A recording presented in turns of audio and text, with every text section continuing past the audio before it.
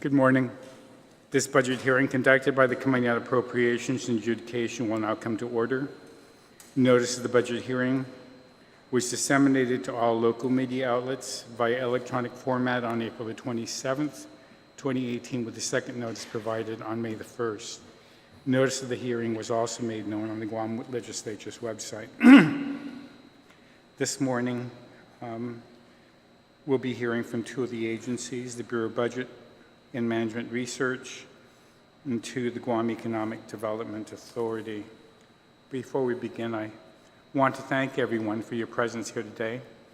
As we continue the budget process for fiscal year 2019, we face overwhelming challenges due to the impact of the Tax Cuts and Jobs Act of 2017 has and will continue to have on the government of Guam's revenue stream.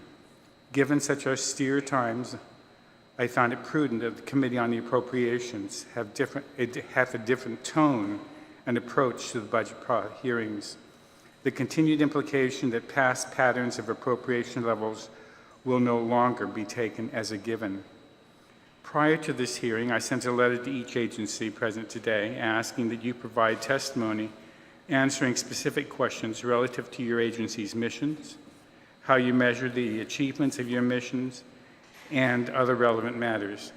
In prior fiscal years, the committee has taken an incremental budget approach and had requested your agency to justify an additional funding above your existing funding level.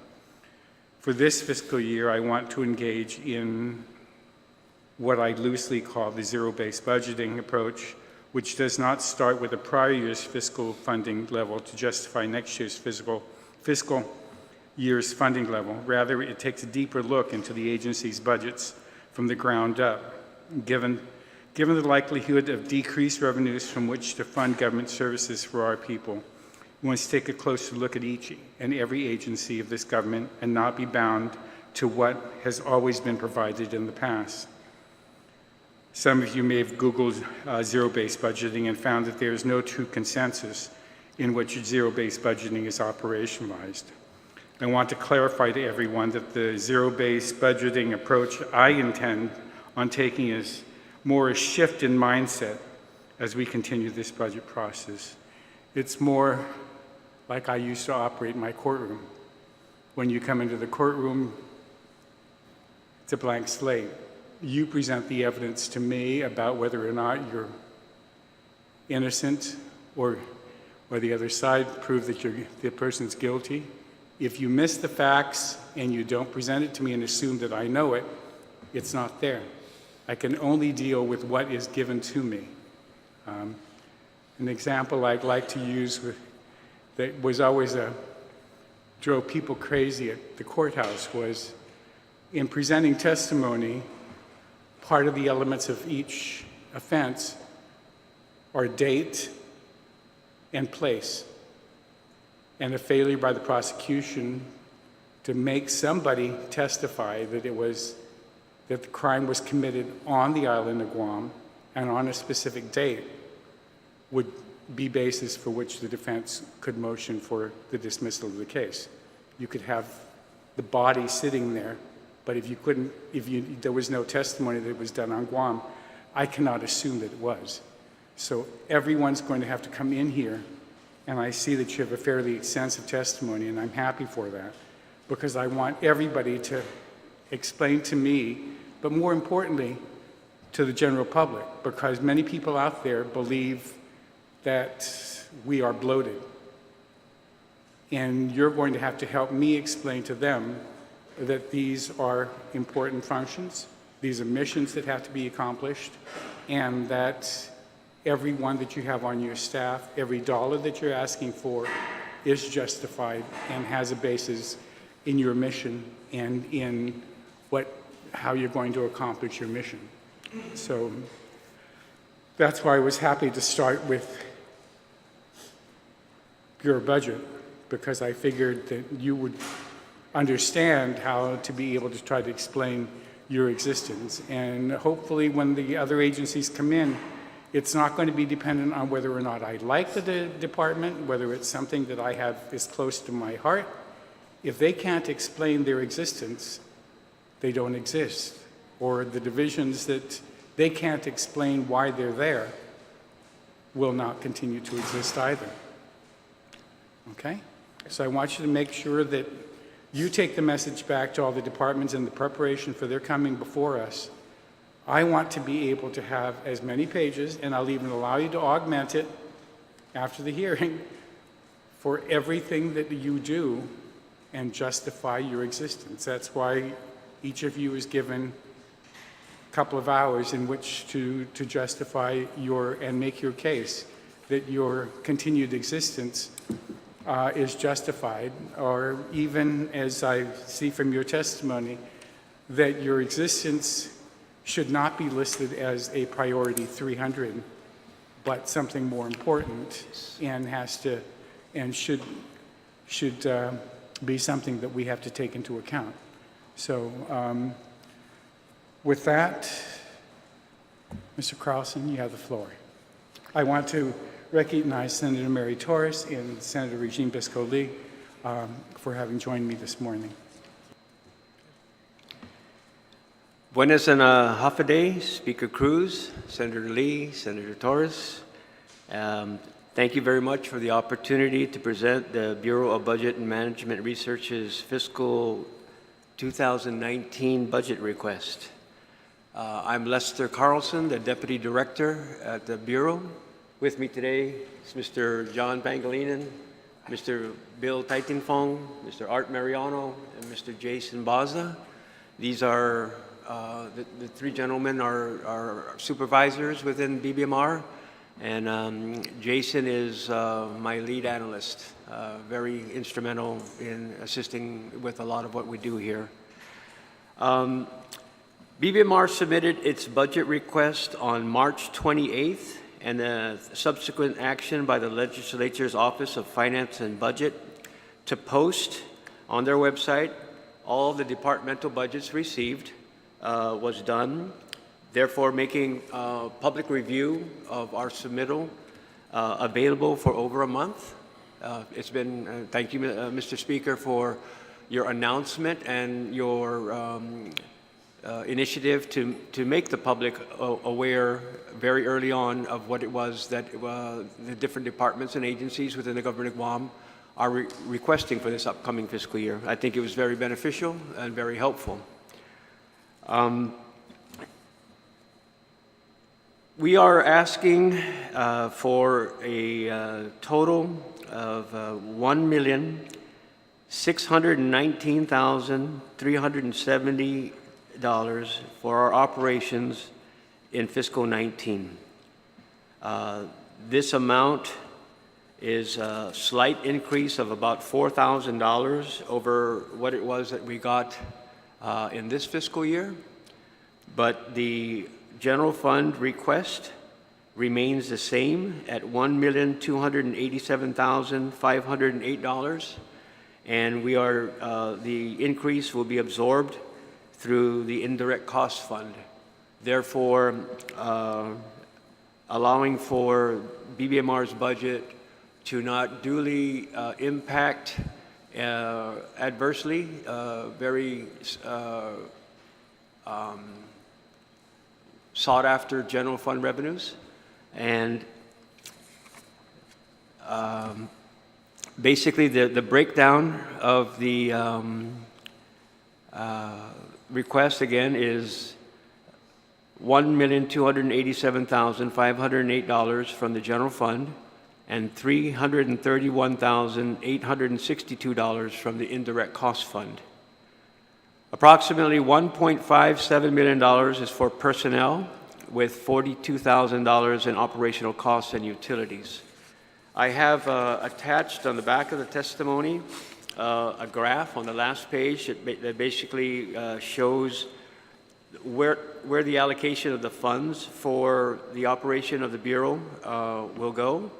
And as is readily apparent, we are extremely personnel heavy with a very, very nominal utility supply and contracts footprint. And we're doing our part to minimize the amount of resources necessary to do what I believe is extremely critical work for the operation of the government from cradle to grave with respect to the Bureau's role in putting together the annual budget proposal for submission to the legislature for your consideration, deliberation, and action. And then after, to be the catalyst for ensuring and monitoring that the budget is carried out accordingly to the statutes and other provisions that are incumbent upon the operation of the government of Guam. I should probably quit ad-libbing and start reading, so. It should be noted that 73% of the Bureau's personnel costs are for professional staff who work directly with executive line departments and agencies in the formulation and execution of their annual budget appropriations, administration of federal grants, and similar efforts. The remaining 27% in personnel costs are for BBMR management and administrative support staff who provide leadership and support to the Bureau in meeting its core duties and responsibilities. Consistent with the letter from the Speaker, we will address all of the points that were contained, beginning with our mission statement. Our core mission is to develop, implement, monitor, and manage the executive branch budget for all line departments and agencies of the government of Guam, as well as providing fiscal and human resource information to policymakers. Again, it all starts with the Bureau. The Bureau accomplishes its mission by 1, preparing and submitting the Governor's annual executive budget request on behalf of the Governor for submission to the legislature. 2, implementing the Annual Appropriation Act as adopted by the legislature and the Governor. Number 3, monitoring departments' annual appropriations and expenditures. Number 4, enforcing existing fiscal policies and implementing new fiscal policies as required by the Governor. A good example is the recent effort with the fiscal realignment plan that we provided. Number 5 is providing assistance to departments and agencies in developing their annual budget requests. Number 6, reviewing and providing authorization for documents submitted by departments and agencies. Examples: employment GG1s, travel requests, memorandums of understanding, requests for budget and allotment modifications, and very similar activities. The preparation of anticipated fiscal impacts on proposed legislative mandates as they're introduced. I'm referring to fiscal notes that the Bureau is responsible for providing to the legislature as a means to kind of get their arms around the impact of a proposed measure. The analytical portion of what the Bureau's professional staff brings, I'd like to highlight real quick with just a couple of examples. For Bill 263, there was some very intensive research done to be able to quantify the potential amount associated with exempting certain items from the upcoming 2% business privilege tax. Senator Lee, I believe this was your bill. And, okay, I stand corrected. Bottom line was there was a lot of research that had to go into understanding the expenditures in these different categories: uncooked food, federal exemptions, real property, adult products, baby products, and feminine hygiene products. There was well, okay, what would all of this have as far as a dollar amount? And very proud to say that the work that the Bureau was able to do was very intensive and well thought out, and it provided the legislature with an idea of what this potential exemption could do to the revenue that we anticipate to receive from the 2% sales tax. Another example and this is again maybe more appropriate for our interaction, is what we did with Bill 48, which was a measure that would provide administrative leave for government employees who donated organs. Our initial fiscal note basically had a higher penetration rate of government employees who may opt to be able to be an organ donor.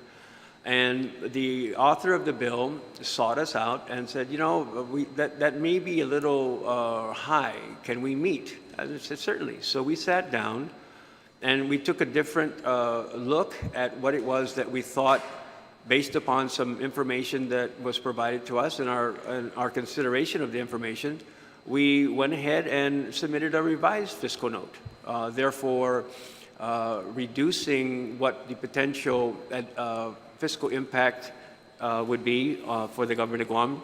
And Bill 48 became Public Law 34-33. So that type of interaction, I think, is key to what it is that the Bureau brings. You call us, we pick up the phone, you write us, you know, we're here to help. And then number 8 is the preparation and submitting of mandated reports like the Consolidated Revenue and Expense Report and the Special Revenue Fund Tracking Report. We have, again, this submission, which has our organizational chart. This was, again, part of what it was that was provided online by OFB at the speaker's request. And the breakdown of the 2 departments that we have at BBMR, we have the Director's Office and we have the Budget and Management Division. So the Director's Office is responsible for overall direction, administrative leadership, and administrative support.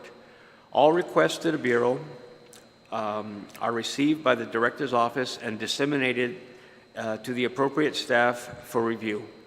The Director's Office develops the Governor's financial plan for executive branch line departments and agencies and oversees the execution of the Budget Act in line with the Governor's policies and the laws of Guam. The Director's Office also provides and coordinates analysis for the Governor and policymakers, provides testimony on legislation, and attends public hearings as required. The major objectives of the Director's Office are: 1, to ensure that fiscal policies are carried out by providing the overall direction on policies, policy development, acceptable practices and procedures, and program planning; and 2, to review budget preparation guidelines; and finally, to review and analyze budget submissions to ensure compliance with budgetary laws and directives. The breakdown for the budget for the Director's Office, the request this year totals $425,819. It covers the vacant director's position that we would ask that the legislature fund in anticipation of the administration changing and the ability for the next sitting governor to appoint a budget director. Additionally, so it's that position, my position, and then 3 administrative staff. That's the total for the Director's Office budget category. We're also asking under the Director's Office for $4,311 for supplies and materials, and funding for contractual services and other supplies and materials will be shifted from the general fund to the indirect cost fund. So again, we're trying to minimize the impact on the general fund. The Budget and Management Division is responsible for the review, formulation, and recommendation of fiscal and programmatic policies, procedures, and plans for the proper and efficient operation of government services and programs. Additionally, it reviews and manages the uploading of appropriations and allotments for all non-exempted executive line departments and any modifications of appropriations or allotments during the fiscal year. It is responsible for the review and preparation of federal grant programs, capital improvement project requests, legislation, and annual financial and program plans for all line departments and agencies. This division also provides administrative and logistical support to the Governor as necessary, and provides guidance to departments and agencies to ensure consistency with the policies of the governor and applicable statutes. The request for this division for fiscal 2019 is $1,193,551. It is broken out by personnel costs of $1,155,375 for personnel, and operations, telephone, internet, and other similar services, total $38,176. This amount funds salaries and benefits for the 16 professional staff, including 12 budget and management analysts and the 3 supervisors that are sitting here with me, in addition to our chief auditor. Of the 16 positions, a total of $861,689 for 12 positions is being funded by the general fund, with $293,686 for 4 positions being funded by the indirect cost fund. Additionally, the amount of $24,886 is requested for various contractual services, including but not limited to the Active Directory subscription services, our lease and maintenance of our copier machines, our cable services, and our membership fees to the National Association of State Budget Officers organization that we're members of. We have $2,200 is being requested for supplies and materials, and $11,000 is really the breakout there for telephone services.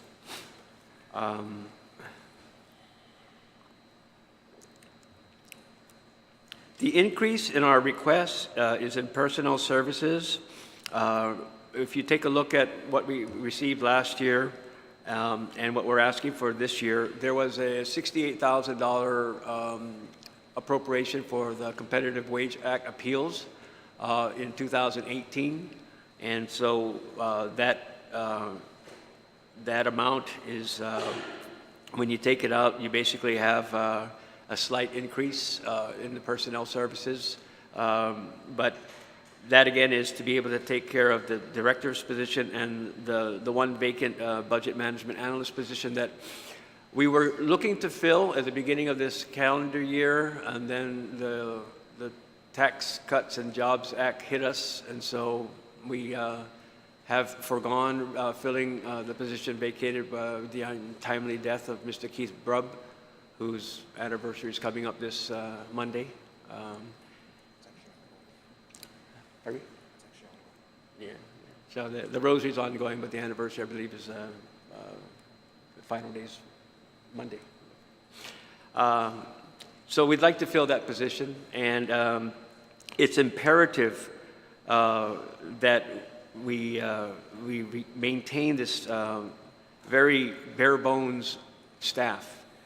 It should be noted that we used to be staffed with 32 full-time employees in the early 2000s. We have 21 full-time employees now. And the workload is increasing. The reporting mandates continue to grow.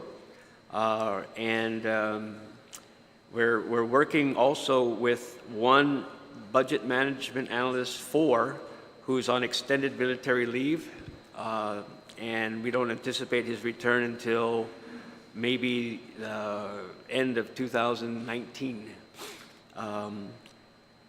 The other thing too, I noted last year, and I will repeat again this year, is that I have 5 current employees who are retirement eligible and have indicated a desire to retire either at the end of this calendar year or sometime next year. So we are long in the tooth in some areas, and then we're blessed though that we have very good up-and-coming professional staff that are eager learners and very dedicated employees. So your consideration on funding our 21 employees to be able to continue serving the various needs is much appreciated.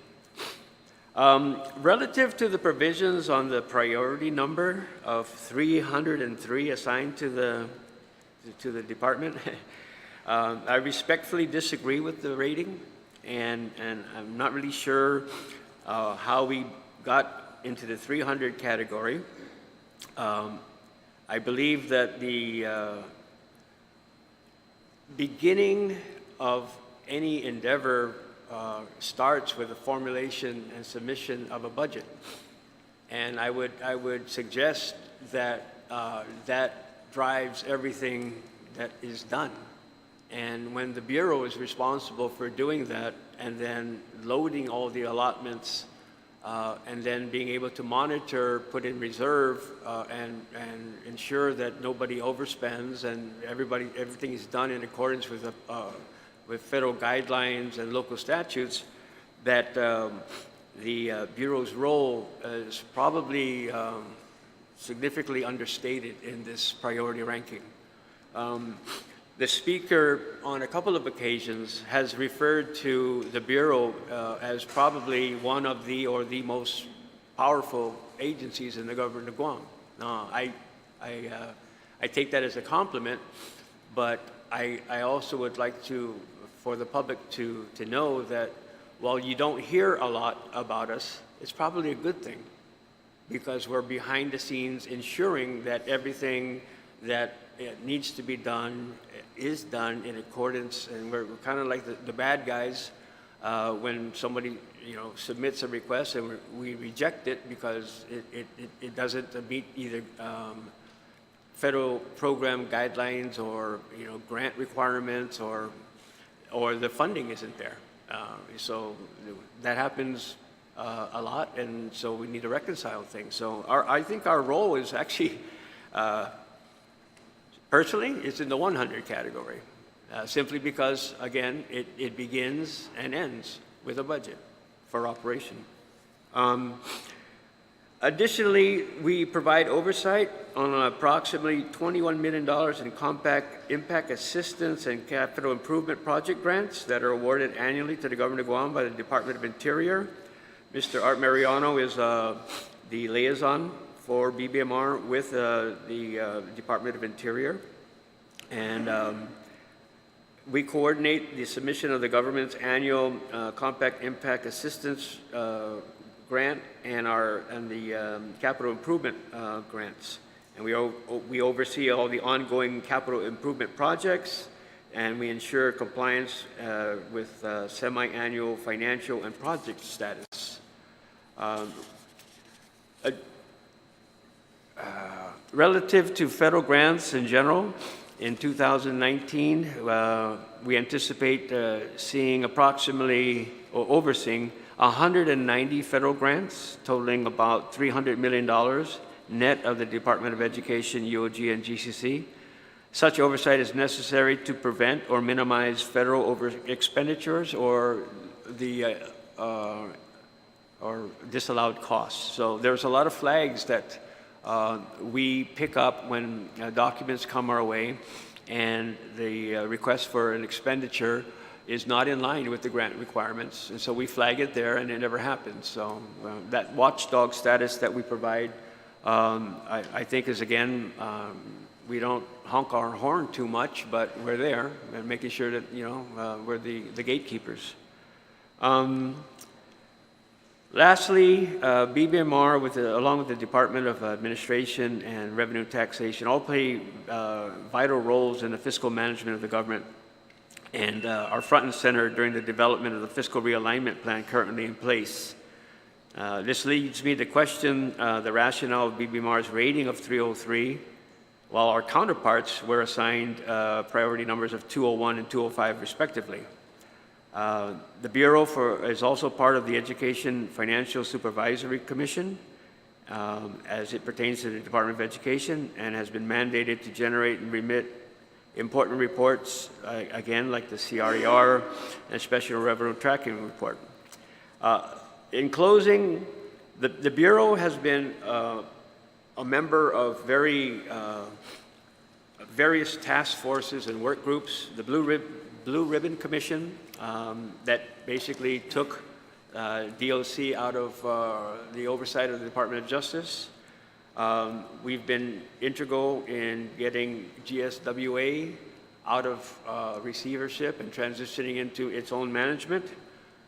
We are members of the Tax Commission, and we serve with the Health Insurance Negotiating Committee as well. The work that we've also done with GMH over the last couple of years, sitting in many meetings to be able to provide GMH with the information and tools necessary to make their approach to the legislature for improvements, vitally needed improvements. Again, we've been a member of that group. So with that, Mr. Speaker and members of the committee, my staff and I are here to take any questions that you might have.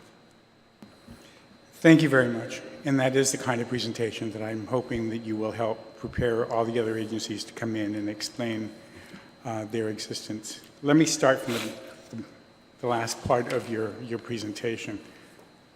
OFB has given me a set of questions, but before I miss the questions that I wanted to ask myself.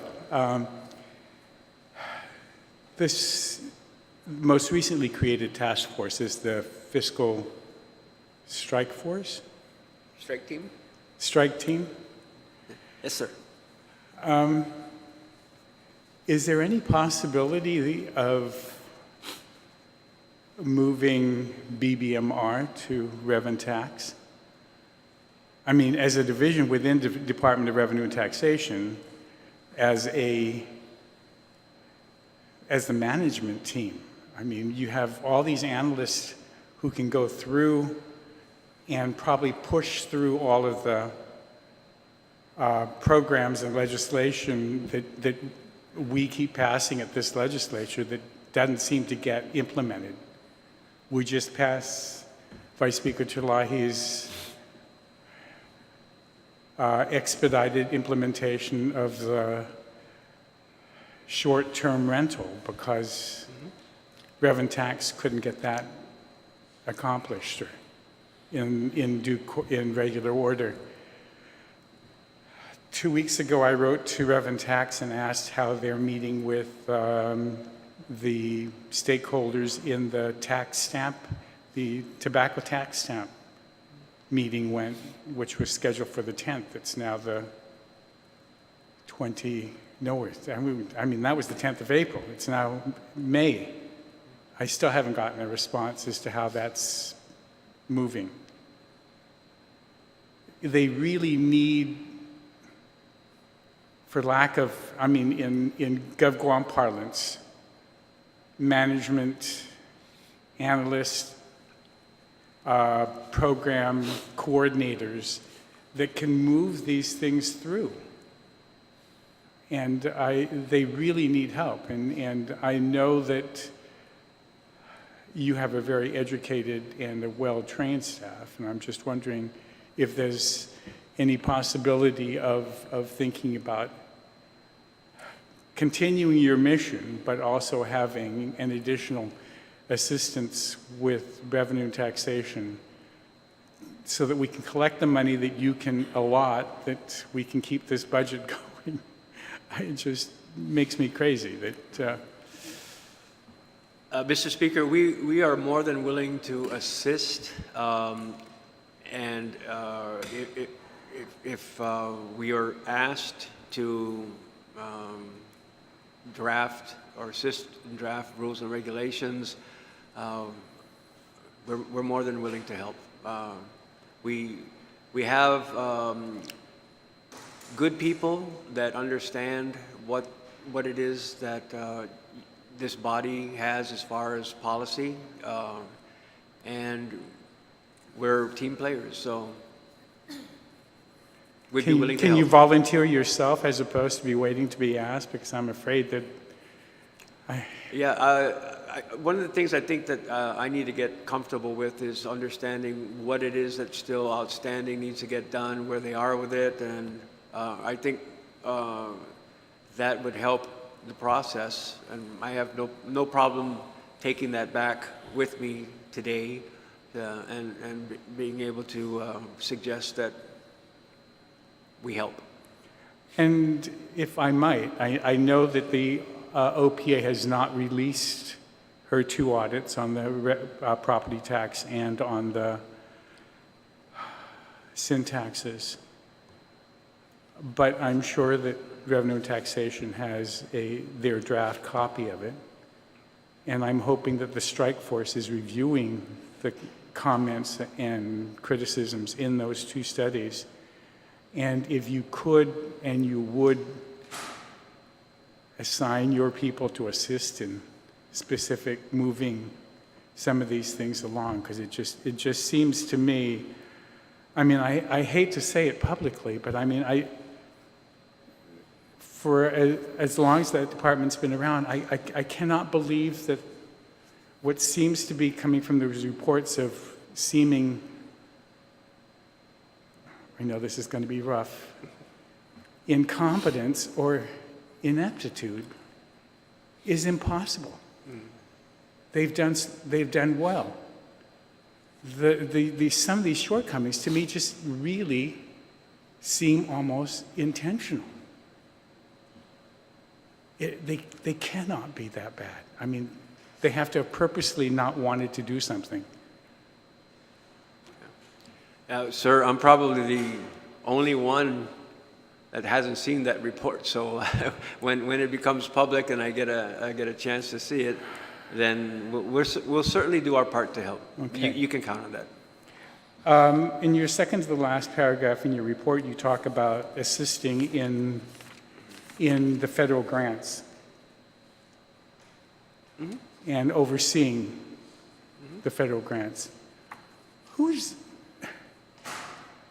responsible for monitoring the federal grants as we go through the year? I mean, you talk about here this $300 million or more than that that we receive from federal grants annually. Who monitors that to make sure that it's expended in a timely fashion, it's expended as per the federal grant requirements? Is it clearinghouse, or is it you, as you've stated in the second to the last paragraph? Well, Mr. Pangilinan works directly with public health, and they receive a large amount of federal grants, and Mr. Pangilinan works daily with public health to, because the cycle of grants, I think we got maybe every 2 weeks there's something that comes in. So it's not front-loaded or is it back-loaded. It comes in at various intervals during the fiscal year. But when, I'll let Mr. Pangilinan discuss that, but he's very good about writing up comments on the comment sheet about how this may or may not be in line with the grant program, and if it's not allowed or it's stretching it a little bit, he'll work with them and return the document, get them to revise it so that the expenditure is in compliance and is being expended, and everything is, there won't be any audit issues later on. But John? Yeah, I mean, because earlier I think it was just last month, or maybe within the last 2 months, there was that huge brouhaha about us, Guam, returning $33 million or $31 million in federal grants. That was the headlines. Remember, John? You need to turn on the mic. To answer your question about who's responsible, every grant that's received by a department, it is the department that's responsible for managing and expending the grants. We oversee the grants in terms of ensuring that there's no disallowed costs or result of over expenditures or expenditures not in compliance with the statement of request by the department. The department is responsible. We have in the past and continue to do is monitor the expenditures. And we see that through the AS400 system, if we see if the grant's not being spent, and this is over a period of time, we would notify the director, or we'll go directly to the program administrator for that grant. But every department is responsible. The state clearance only looks at the grant in terms of compliance with existing statutes before they approve such grants. That's required in all federal grants. Our part in the clearinghouse is to ensure that we define the fiscal impact. But when the grant is issued by the federal government and is received by the governor has to sign up on these grants, then we're in charge to ensure that expenditures are spent in accordance with the statement of request and they're in compliance with the federal regulations. But the ultimate responsibility is the departments.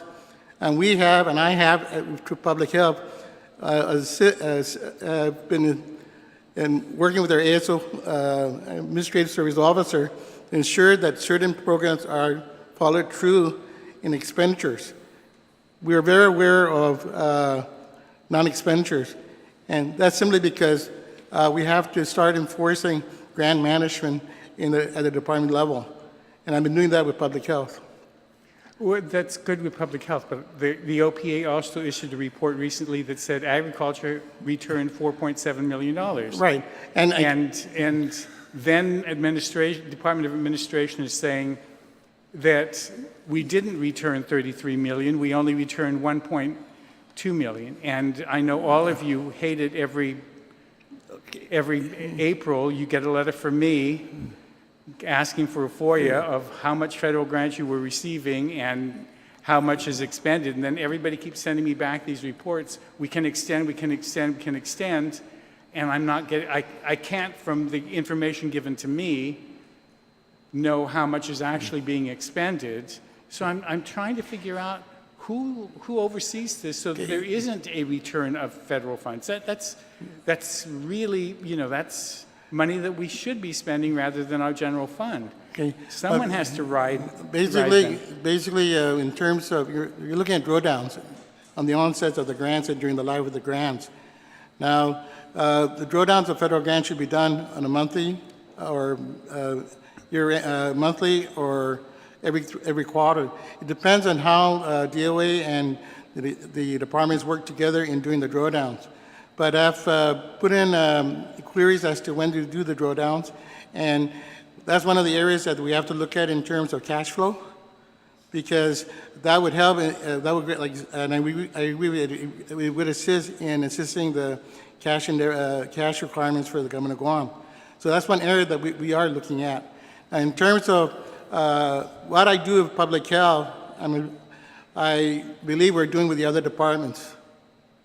The other departments, through their own budget management analysts, have to review their grant accounts, and through the process of what I call year-end and comparing the expenditures, and then looking at comparing the year-end dates, the expiration, the obligation end dates of the grant, and if there's a sizable amount of grant that's not spent or encumbered, I have no choice but notify public health. I believe that we're doing that also with the other departments. And we will continue to do so. But in terms of actual drawdowns, that has to do with DOA because they actually deal with the cash. But that's one area that we're also trying to work with them so that if they spend X number of dollars, or if the grant is expiring, then they have to do the immediate drawdowns within 90 days. And the obligation end date. So we are trying to push for the drawdowns, and we are trying to have the departments spend their funds accordingly. But again, we're dealing with people. We're not dealing with robots, so they have their own idiosyncrasies, their own culture that we also have to face.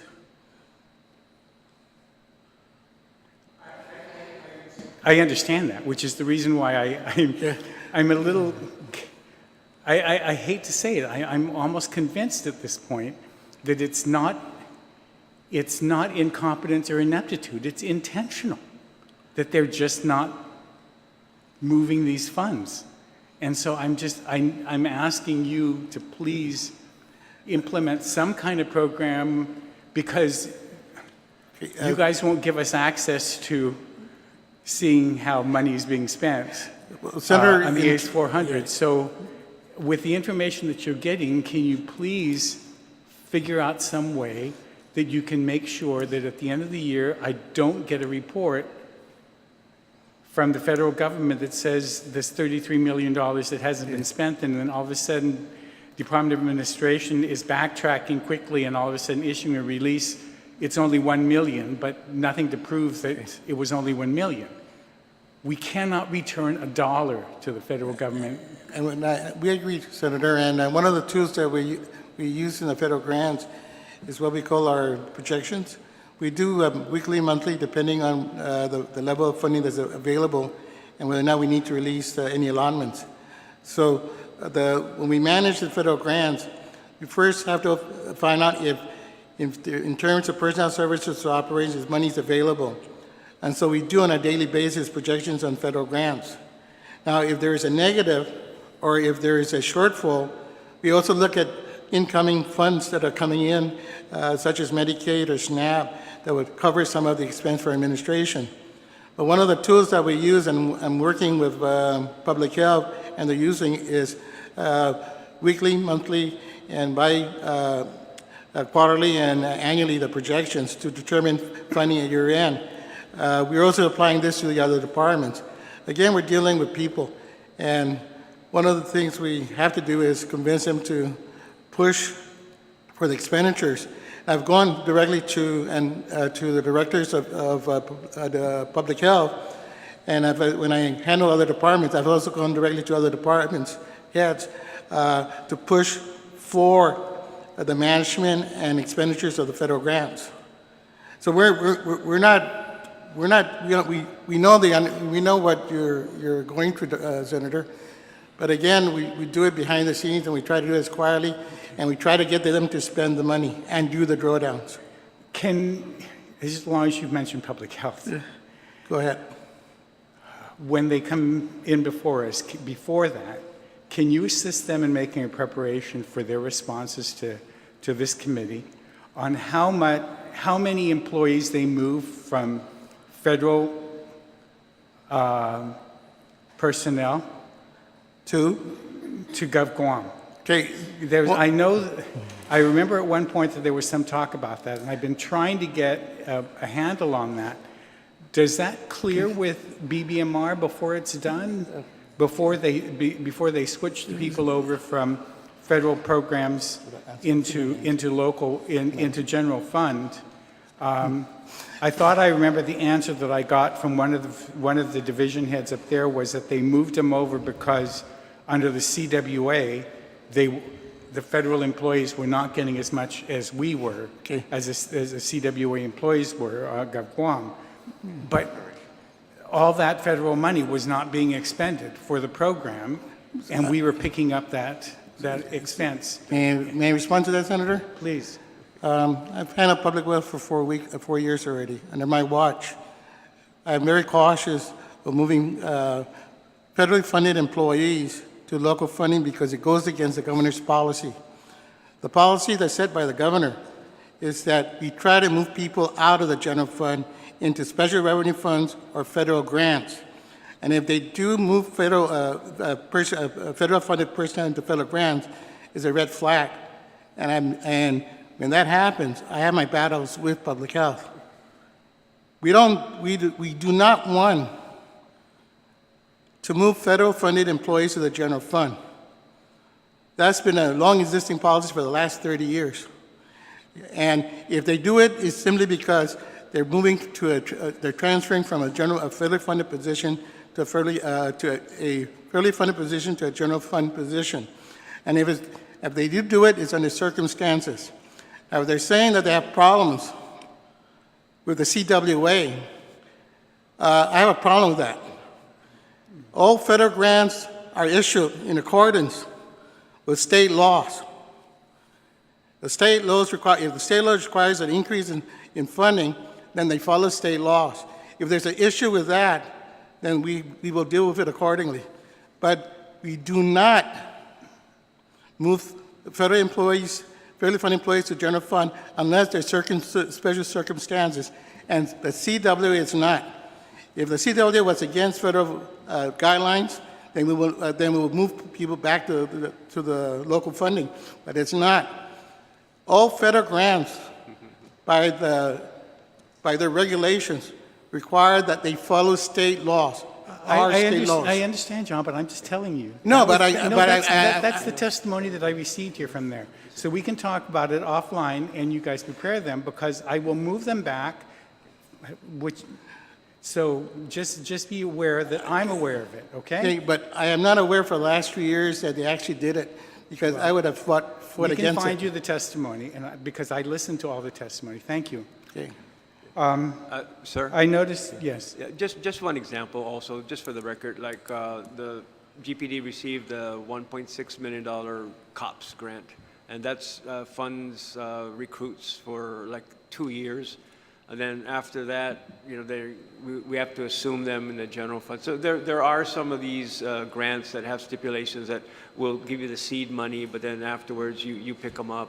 So that's a condition of a grant. I understand that, and I have no problem with that. My problem is when the testimony was given before this legislature that they moved some people over, and we'll talk about it offline, and more about that.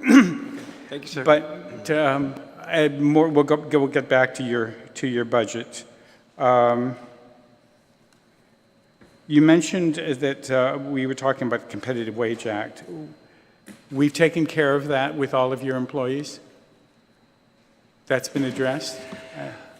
Sir, thank you so very much for asking the question. The language in the Appropriations Act, when I guess there was some wordsmithing that needs to get done, and I've been kind of hesitant to approach you for an amendment to that particular section, simply because of the situation we're in. But in my mind, this body authorized the payment for CWA appeals for my employees, and I'd like to pursue that. It has something to do with the back pay versus retro, the way it was written, and I have the revision that would be acceptable. This kind of went all the way up to the AG's office, and I know the intent was there because we had this meeting. You asked us to submit a dollar amount, and for the employees, we gave it to you. You included it in the budget. From a layman's perspective, it should have been good to go. But then it got out of our office, and then it became a heated point of discussion.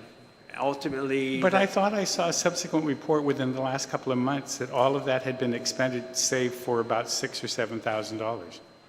no, not for us. We haven't touched a dime of it.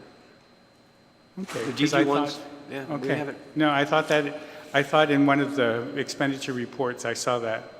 I'll confirm it. We'll talk about it, because Yeah. I remember seeing it, because I saw. Yeah, The other thing that I wanted to ask was, in the budgets in the executive budget request that the governor sent down, he had an option 1 and option 2. Mm-hmm. And I note that the amount that you're proposing, would that be within the governor's 1 or 2? It's one. On page 1, we basically, our request here is option 1. Okay. I noted that during this last year with the fiscal realignment, the department was able to do without about $112,000. You were cut, right, under there? Was that your 10% contribution to the fiscal realignment? Uh-huh. Were you able to do that because you didn't fill the position of director? That and the budget management analyst 1. So we were authorized to fill the position. We were this close to doing it, and then we decided not to. Well, the 112 is coincidentally very close to the salary plus benefits for a director. You would seem to me. trust me, after Mr. Calvo left, there was attempts to try to fill the position, you know. There were attempts, and you've shown quite ably over the last year that the department can do with one at the top as opposed to two. That there is no need. Oh, I wouldn't go that far, sir. There's only one of me, and sometimes I don't know where I'm at. I know that, but I'm just saying that even as acting director, it's showing that the department can function and can function quite well if a capable person is placed in either one of those two positions, either as the director or an acting director. That there is no need for two. And so I'm just wondering if you'd like to comment as to whether or not we can do without a deputy in this 21-member department. I personally think that with the new administration coming in, the new governor would be best served to have a full complement of able-bodied people to help. We need good people, and unfortunately, nobody wanted to step up to the plate. So you're just stuck with me for now.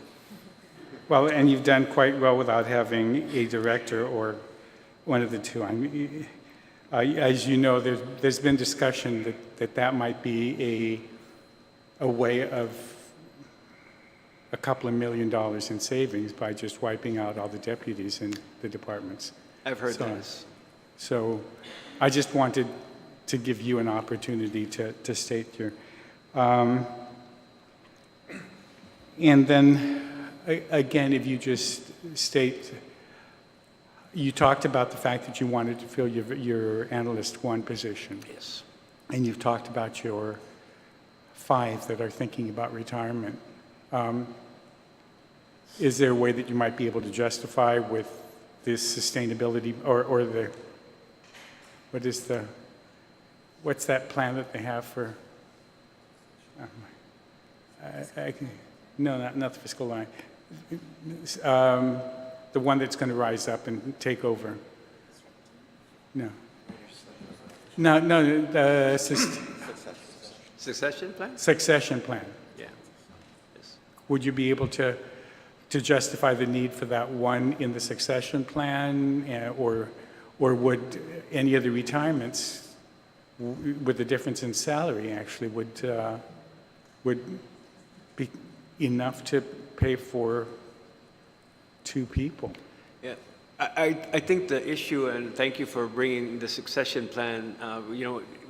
For the succession plan to work, we need the new people to be on board, to be groomed, mentored prior to the retirement of the guy. So I would humbly request that we get the authorization and we fill the position so that person will have the ability for as long a period of time as possible to gain the experience that these guys have to share.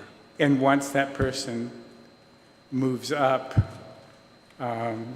do we need the 30-year salary of the 4 or the supervisor that retires? Well, they'll Or will that mean that there'll be enough money for additional people to be hired?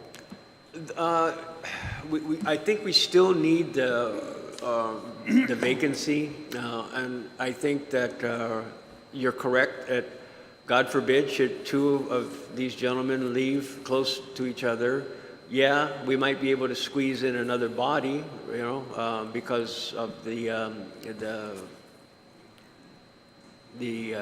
funds being available, but it doesn't mean that I'm going to have the luxury of having that person groomed. So, okay.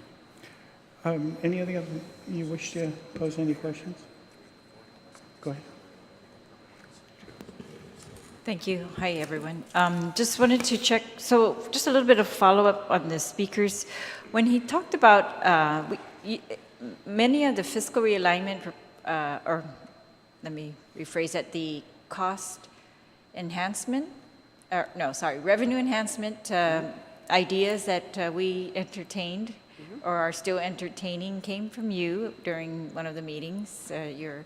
And so I wanted to thank you for that. And I wanted to suggest, when he talked about combining with rev and tax, I mean, it just seems kind of obvious to us that, well, why aren't those things being done even before, you know, a huge crisis or a big meeting? And I would assume that you have an idea of what would make even collections more efficient, or where you think we might be needing that kind of your expertise in these agencies to make collections more efficient. Is that something that you're able to do more of, or? We're working on it, yeah. Yeah. Yeah, like I said, there's only one of me and spread kind of thin, but, you know, these guys are very supportive of everything, but, you know, we're trying, ma'am. We're working. But my understanding that one of your team is assigned to every agency in the government. Is that correct? We have an analyst that takes care of direct work with each of the departments, and then the supervisors oversee. So some of our analysts have a couple agencies, and then like overall, like these guys manage a team of 3 or 4 analysts, and it covers like 20 agencies. I'm thinking with that kind of knowledge, and apparently there's knowledge that even OFB does not have on the day-to-day spending and or even income. But yeah, that you would be the front line in telling us exactly where further cuts could be made, or exactly where more efficiencies could be had. And I guess I just want to know from you, how active are you in doing that with these agencies on a day-to-day, or when the, you know, are we going to, should we be expecting a formal report, or is that just something that you think is already built into the system, and that the budgets that we're going to get from these agencies are streamlined as much as you could find? I think with the directive to go option 1, option 2, that everybody had to almost, you know, be in line with the speaker's zero-based budget, because you're not going to get what you got and say, oh, can you give me 3% more because, you know, I have this rise in cost, and it's just a natural growth in expenditure. So, you know, could the legislature please just accommodate giving me 3% more than you gave me last year? What we did was we turned that around, and we basically said, if there are revenue enhancements that get us to the 2018 level, that's your option 1. So they won't be asking for more, because you can't ask for more when, you know, we're asking you guys to fill the void. And then similarly with option 2, you know, we're not presenting an option 2 because this body, thank you very much, you know, filled the gap for the revenue, and then we did our part with the cuts. So we're not presenting you with an option 2, but if option 2 and there wasn't any revenue enhancements and there wasn't a fiscal realignment plan, then there would have been some major cuts. Are you saying that the current fiscal realignment plan is adequate for FY19, and that the option 1 is also adequate in as far as cost cutting? No, that's not what I meant. What I meant was when we submitted the budget in January, right, when all of this stuff was happening. That's before the fiscal realignment plan. No, the budget. The fiscal realignment plan came later. Right, that's what I mean. It's before that. Yeah. You submitted your budgets before. Correct. You submitted the fiscal realignment plan. Right. And so we had option 1 and option 2, and option 1 was, you know, don't ask for more than you got in 18. Right, but is that enough going into 2019? That's what I'm asking you. For option 1? Yeah. Yes. No, is it enough to meet the shortfall that we might have in FY 2019?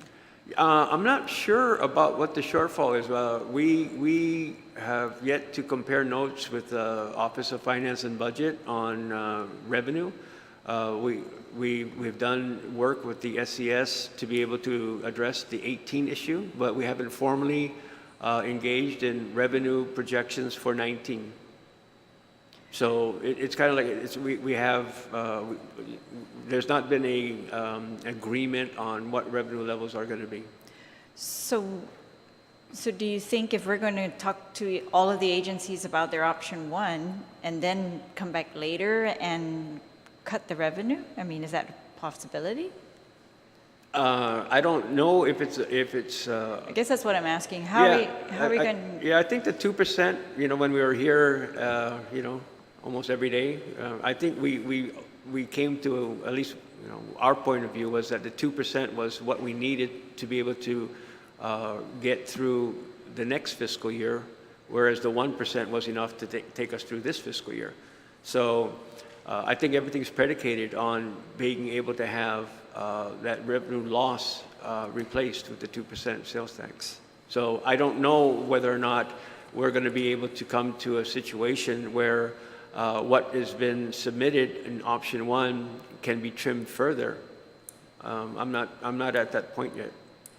All right, and then, so currently, what is the government operating on the fiscal realignment Yes, plan ma'am. numbers? Yes, ma'am. So all the agencies have implemented the cuts that were proposed in the circulars? Or? They have implemented the cuts. We are putting in reserve the 15% or whatever it is that, you know, in addition, so that they don't have access to it.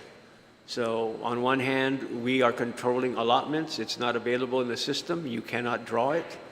And everybody has been working well with this. We have a system that we put into place where any modification, there needs to be a statement that it doesn't impact their fiscal realignment plan budget number. So we're monitoring that very carefully. All right, so, for example, Department of Education suggested that the lease at Teaden be used for some other agency. Is that being done? Or that they would not incur that, or that for the GDOE office buildings? Because that was the response in there to the cost cutting. Oh, you mean to lease it to somebody else? Mm-hmm. If that's an acceptable, you know, arrangement between the owner and the But do you know? department. So that's what I'm asking you. Yeah. Are they implementing these things that we read in their responses to your? I'm not sure whether or not Circular. the owner, you know, is going to allow for them to lease it out. So does that mean it's not being done? I'm just asking, I don't last know. year when we were here, you sent out a circular, a few months ago, you sent out a circular telling them all they needed to cut certain amounts. And then they responded saying they could do this. These are the things that they would do. So I'm just asking you, to your knowledge, are these agencies doing the things on these lists, or do we need to go through with them one by one and ask them whether they're doing each of those things? Okay, we don't have purview over DOE. When we sent the circular out, their response was not addressed to us. Similarly, the court, when we sent it out, All right. they had a press release, but So what they about didn't. in the line agencies that you are Everybody that reviewing? we have purview over Yes, is towing the line, every single one. okay. All right, so, all right, thank you, Mr. Speaker.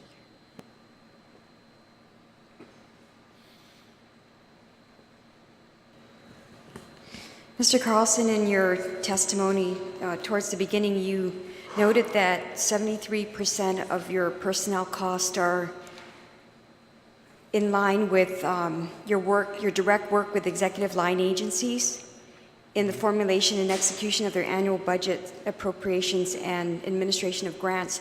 But I was wondering, though, to what extent do you actually work with these agencies directly in terms of managing agencies and their use of funds? Yeah.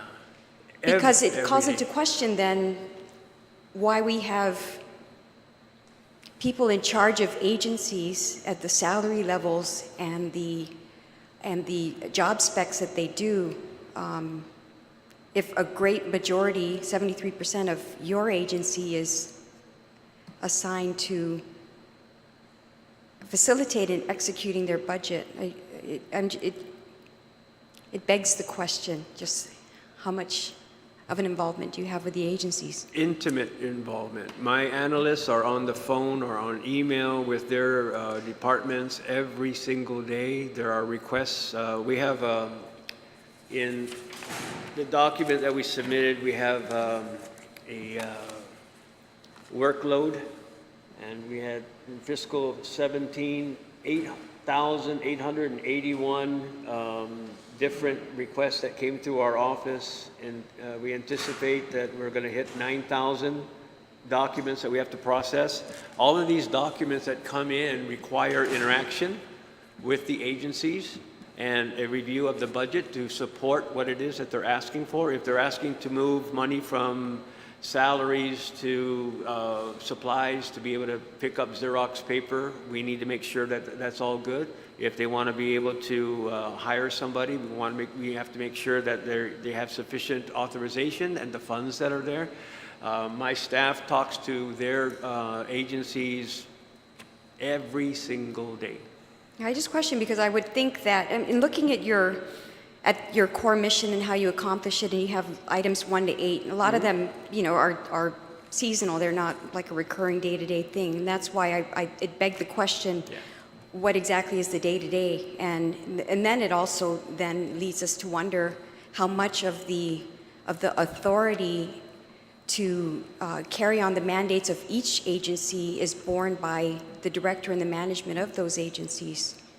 You wonder about the distribution of authority and competence and ability, and it seems like BBMR has a very direct, from your testimony, a very direct role in the day-to-day management of funds, which... Funds, yes. Operations, no. So like a certain agency is tasked with doing this, we don't get into the administration of what it is they do, but we make sure that they have the funds to be able to accomplish. So from a funding perspective, we're in the weeds, we're there, but from, as the speaker had started out earlier with his requests for our assistance with a sister agency, that's a different level. So we need to make sure that the appropriation level that this body authorizes is duly allocated and is adhered to, and any modifications to the use of funds is consistent with the mission, and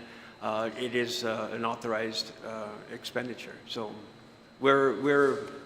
it's very, very intimate. Everybody knows everybody. They're on the phones. It's almost like Wall Street sometimes. It's like sometimes they're on the phone and they got somebody waiting. These guys lead a very active life. I understand what you're saying, but I have a different impression of what that means. I mean, having worked in the government myself, and but I suppose that those concerns can also be looked at when we look at the respective agencies, and I'm talking about manpower and what people do and what they ought to know about fiscal management within their own agencies, separate and apart from BBMR. But I suppose that's a question for another time, and I'll delve into that later if it's not so clear. Okay. Thank you.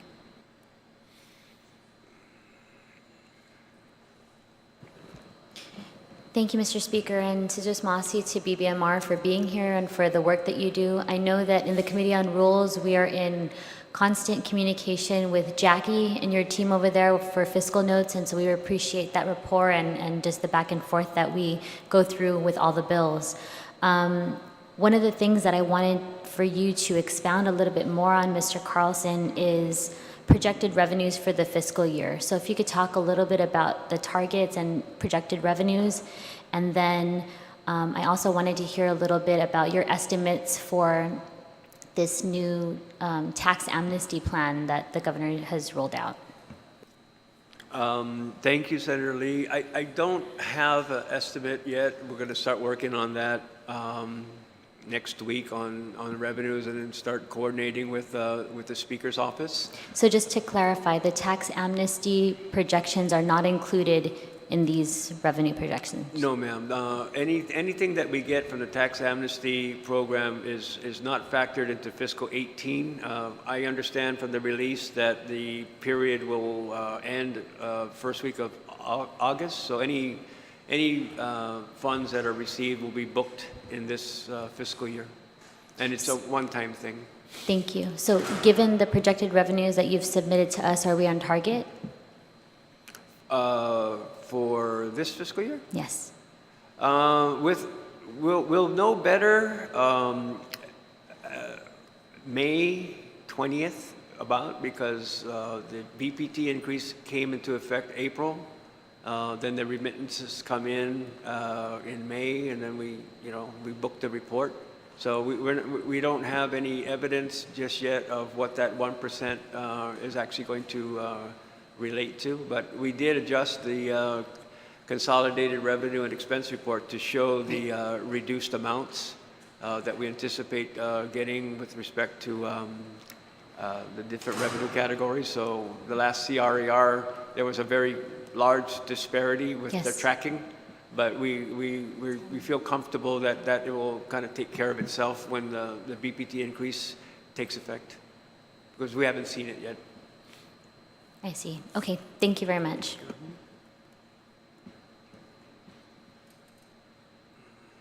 Okay. Thank you very much, Mr. Carlson. And we'll have further discussions about other things Okay. offline. Thank you very much. Thank you. Appreciate it.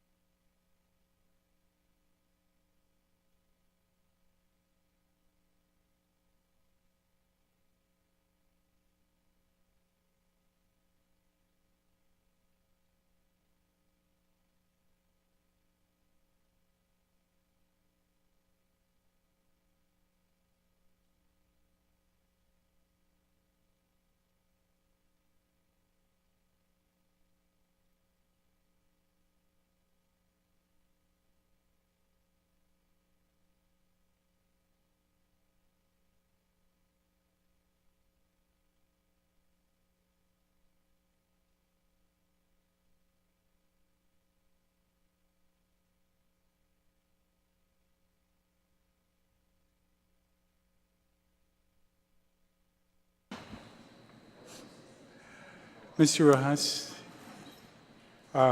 you heard my opening statement, so there's no need for me to reread it. You can begin your testimony. Thank you, sir. Alpha Day Speaker Cruz and members of the Committee on Appropriations. It is my honor to represent the Guam Economic Development Authority as you seek information on the government of Guam's entire autonomous agencies. As you are aware, GEDA is fully autonomous. It's a public corporation that was established by 12 GCA Chapter 50, and we receive no subsidy from the general fund. The mission of the Guam Economic Development Authority, or GEDA, is to develop a sound and sustainable economy through innovative programs that preserve and promote local culture, economic opportunities, and the quality of life. Although GEDA does have a series of broad mandates, GEDA regularly focuses on key areas which include 1, industry development activities, 2, compliance monitoring, 3, commercial loan programs, 4, real property management, and 5, to serve as the central financial manager for the government of Guam by assisting, coordinating, and monitoring financial advisory services. Additionally, GEDA has the responsibility of marketing Guam's unique investment opportunities to U.S. and Asian interests. We coordinate and undertake targeted investment missions and achieve our objective. GEDA provides economic data and information to potential investors and acts as a general concierge for any and all businesses interested in doing business on Guam. GEDA also manages several programs, to include the Qualifying Certificate Program, the Guam Product Seal Program, and other unfunded legislative mandates. At its core, GEDA will remain focused on assisting development of Guam's economy by supporting local enterprise and attracting new investments through incentive programs for industry diversification efforts, which has been a top priority for GEDA. GEDA looks at several factors in measuring its success and ensuring our core mission is being met. The number of jobs created throughout our investment missions and our loan programs is a key indicator. Our business development division has coordinated numerous trade missions throughout Asia, and that recently led to the approval of a $70 million hotel investment by Taiwan's Li Pao Group. Prior to that, we saw the approval of the $160 million Tsubaki Hotel, and these projects will result in the creation of over 100 and 220 jobs respectively. Additionally, through the State Small Business Credit Initiative, or the SSBCI loan guarantee program, GEDA has successfully deployed $8.8 million to support loans to over 70 small businesses and has circulated $12 million in new money into Guam's economy through these lending activities. These 70 new ventures was comprised of 50 minority-owned, 19 women-owned, and 1 veteran-owned business that offered additional goods and services to the local community. They have collectively generated over $40 million in revenues in their first year. They've created 410 new jobs and resulted in the retention of 474 jobs. GEDA also manages the qualifying certificate program, which in recent months has spawned questions in its validity as a tool for economic development. In the last 10 years, qualifying certificate holders have maintained 2,068 jobs on the island.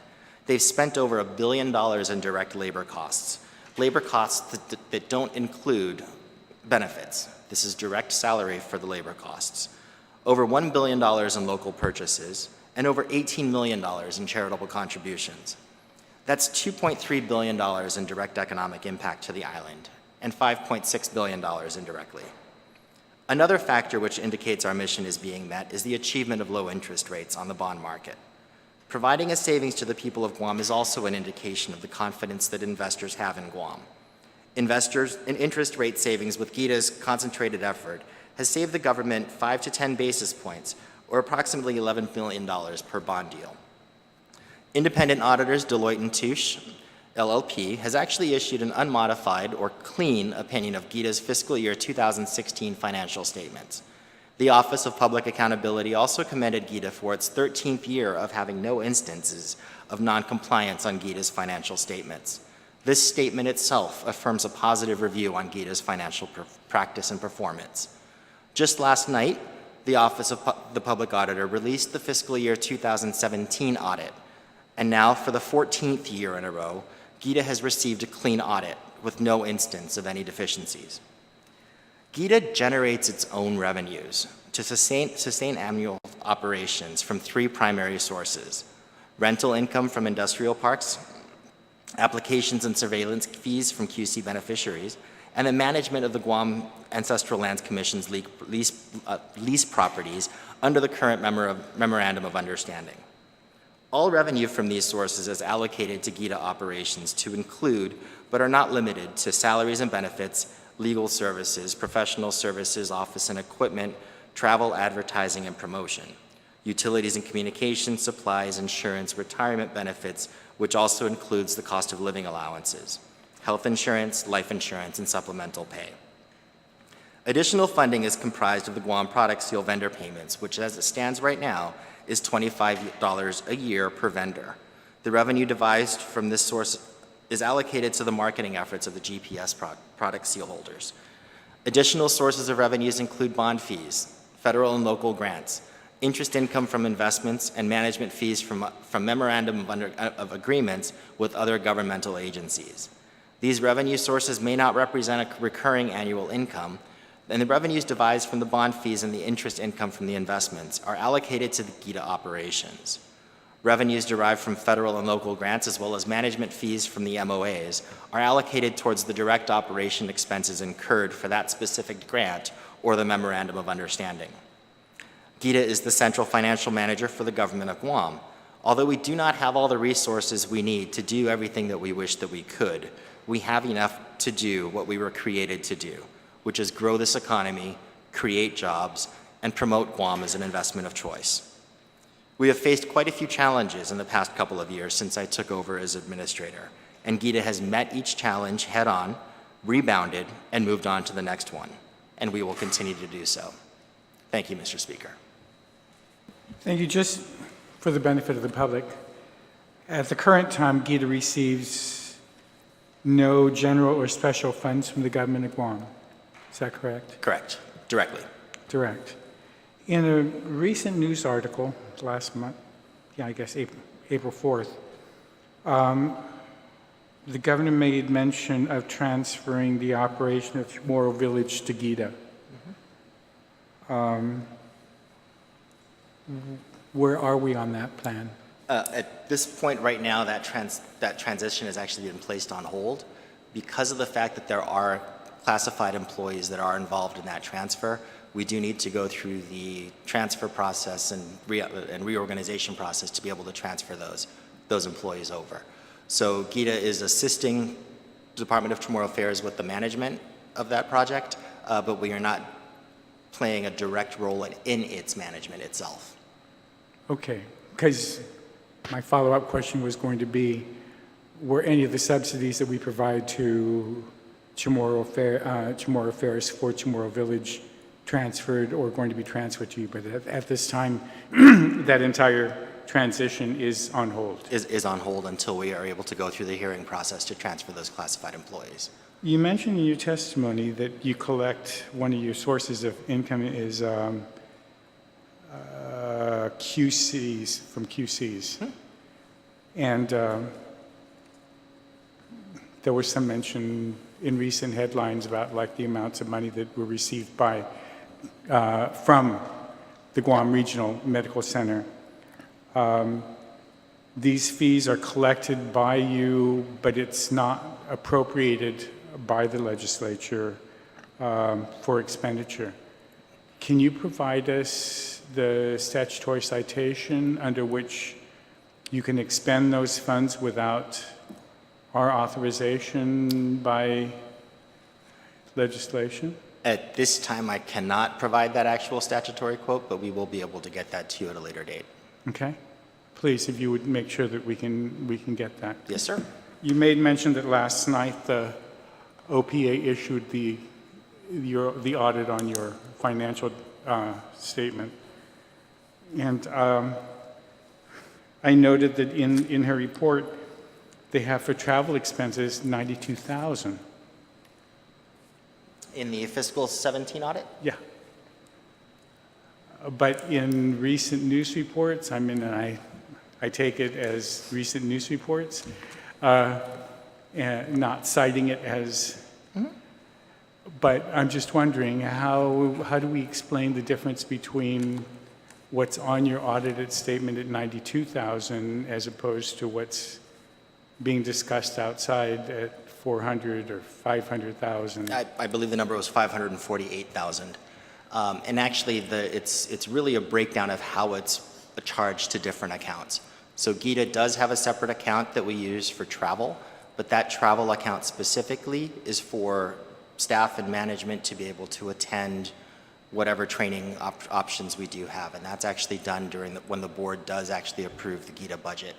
So for instance, actually at this time right now, I do have 2 GEDA employees who are attending the GFOA annual meeting in Missouri. So travel like that is actually what's charged to that account. So I do not have the breakdown as to where that $90,000 number from the fiscal year 2017 audit does break that down, but that's where that travel is actually charged to. Now, I believe the news articles that you're referring to actually looks at some of the travel that we've taken for investment missions as well as bond-related activities. So those funds for those travel trips are actually charged to the GEDA marketing, which actually does encompass the travel, the trade and investment missions, and or bond receivables that we would make when the bond does close as a cost of expense. That, of course, is not actually the bond expenses are not actually in our budget because it's not part of the GEDA operations. So the travel, you can charge some of it to marketing. Do you charge some of it to the revenue from the bond, or do you charge it to the some other expense on the bonds? It depends on the reason for the travel. So what we look at, for instance, let's take a look at the Guam Waterworks bond that we actually refinanced at the end of last calendar year. There are 2 weeks of rating agency meetings that we usually have to attend for that, or actually a week and a half of rating agency meetings, as well as almost 2 weeks of travel for an investor roadshow. So the travel that we do in preparation for the actual bond sale itself and this refinancing does get charged back to the bond as an expense. In the revenue that's supposed to come from the bond, or in part of the expenses that are Part of the cost of issuance, cost of issuance? yes. And That do you- doesn't reduce the amount of the Do you revenue. break that down anywhere at the department to have where all those expenses are at? Each bond in its final pricing does have the cost of issuance that breaks down both GEDA's fees, GEDA's expenses. In this case, the GWA fees, the PUC fees, the rating agency fees, the underwriter fees, the bond counsel fees, underwriters bond counsel fees, trustees fees, et cetera. And that's exactly what we usually say is what we look at for the total of what we manage to under 2% of the total cost of issuance, under 2% of the par amount for the total cost of issuance. Of this travel, could any of that be done telephonically? In some Or cases, by- yes. By Skype or some? In some cases, yes. When we do go out for an investor roadshow, it's better to be with the investors face to face, especially if you're starting to look at some of the issues that we've faced within the past And couple how of large a years. delegation is necessary for that? Again, it depends on the situation. In most cases, with the Guam Waterworks Authority, the Guam Waterworks Authority would send GWA management, members of the CCU, the government of Guam. In this case, I believe we sent 2 individuals for the Guam Waterworks, and that was myself and Public Finance Manager Tina Garcia. Okay. Now, to take it a step further and to anticipate where the next question may be coming from, if we do a rating agency's annual review, then usually what we do is we then take a larger group that actually does encompass the rest of the governor's fiscal team. So there are questions, for instance, when we look at after the release of the 2017 audit for the Department of Administration, we will likely take a member of the governor's staff, BBMR, Department of Revenue and Taxation, Department of Administration, to be able to talk about their specific features in fiscal management as those questions do come up. On another question, we just recently passed legislation in this last session trying to keep all the government agencies together under health insurance. I understand that GEDA has its own health insurance that, at least in the description that I get, is platinum as opposed to our silver and copper. I'm just wondering, how much is that costing the agency, and would it be more prudent to join the other executive agencies in our bid for one insurance for all of the government employees? Let me find out exactly how much that does cost. I do not have that number offhand, but we can certainly look into it. And can you also, when you respond to us, cite the statute that allows GEDA to go off and do its own? Yep. Yes, sir. Because I know, like, as large as GWA and GPA are, they've been talking about trying to do their own, and I keep telling them, you're staying with us, and they keep pointing to you and saying, then how did GEDA get out? Absolutely. And so if you cite the statute that grants you specific authority to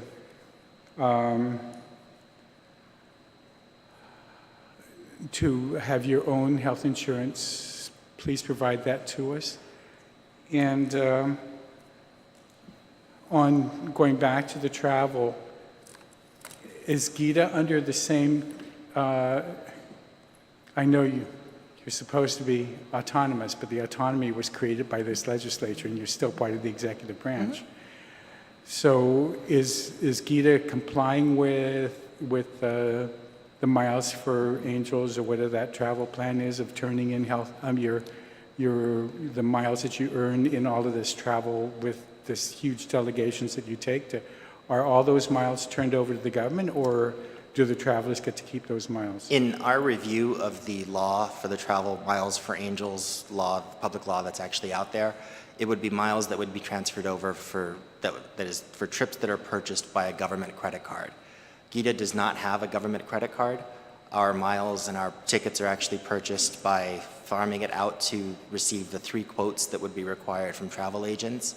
And then those travel agents, whichever one does come back with the lowest fare for the trip that we would need, then gets that amount.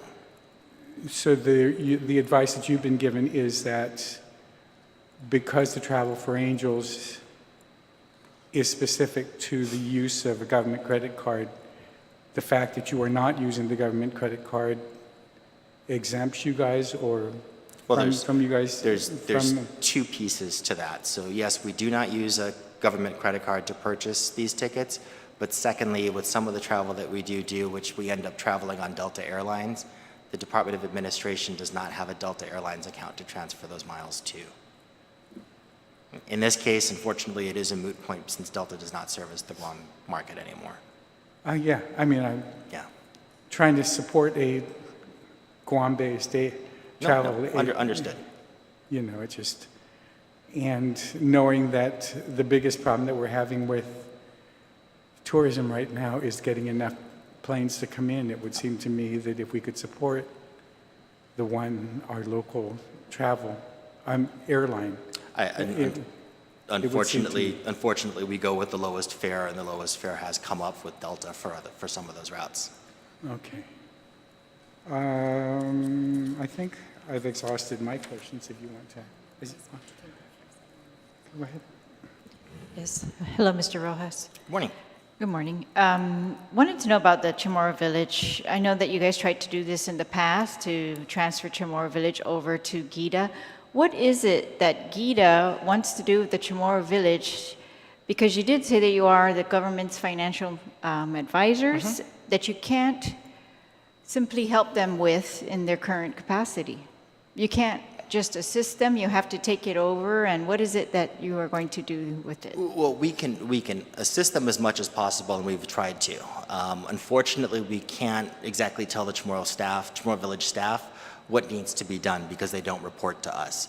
So a cleaner line of reporting would actually help us in trying to be able to look at how we manage the leases that are there for the current vendors, for instance. GEDA's plan for Chamorro Village was to be able to turn it into the incubator program that it was supposed to be. So ideally, a small vendor or a new vendor would go into Chamorro Village. They'd have a reduced rate on the rent that they would be paying to be able to set up their shop. 3 to 5 years, depending on that. You know, we never got far enough into the policy to actually, or to the relationship to be able to take it to that level. Well, do you have that plan written out? Have you suggested it to the chairperson or the president of the Department of Chamorro Affairs? Yes, we have. So you've given that to them in writing? As well as the board, yes.